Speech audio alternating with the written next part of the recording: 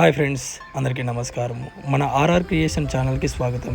ఈరోజు మన poultry farm ప్రయాణంలో 3వ వారంలో గ్రోత్ రిపోర్టు, అలానే ఏం మెడిసిన్ వాడాము, ఎన్ని మోర్టాలిటీ అయ్యాయి, ఏం డిసీజ్ వచ్చింది అనేది క్లియర్గా మాట్లాడుకుందాము.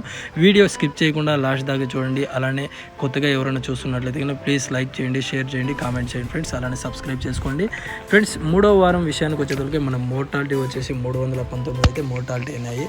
ఈ మోర్టాలిటీకి కారణం ఏమంటే కల్స్ అయితే మనము 30 కల్స్ అయితే కొట్టేసాము. కల్స్ మీన్స్ వీక్ బర్డ్స్ని మనమే చంపేసామన్నమాట. దాని తర్వాత డైలీ 1 or 2 ఇలా చనిపోయాయి. టోటల్ మీద 319 బర్డ్స్ అయితే చనిపోయాయి. అదే 3వ వారంలో గ్రోత్ రిపోర్ట్ చూస్తే కనుక మన వెయిట్ బర్డ్స్ 900 గ్రాములకి అయితే చేరుకుంది ఫ్రెండ్స్. చాలా తక్కువ అయితే వచ్చింది. ఎందుకంటే ఈ 3వ వారంలో కొంచెం బర్డ్స్ అయితే సిక్ అయ్యాయి. దాని తర్వాత మనం మెడిసిన్ వాడాము, స్ప్రే మెడిసిన్ వాడాము, దాని తర్వాత వ్యాక్సినేషన్ వాడాము, వాటర్లో మిక్స్ చేయడానికి కూడా కొన్ని మెడిసిన్స్ అయితే వాడాము. ఈ మెడిసిన్స్ వాడిన తర్వాత అయితే మాత్రం బర్డ్స్ మంచిగా యాక్టివ్గా ఉన్నాయి.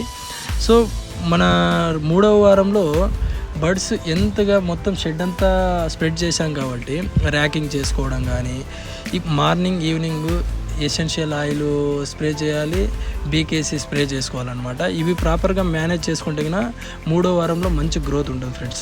బట్ ఇక్కడ మాకు జరిగిన డిఫాల్ట్ ఏమంటే ఈ 3వ వారంలో మేము కల్ట్స్ అనేది కొట్టడం వల్ల ఎక్కువ మోర్టాలిటీ జరిగింది. ప్లస్ ఈ కల్ట్స్ ఈ రెండు మాకు చాలా నష్టంగా ఉన్నాయి ఫ్రెండ్స్.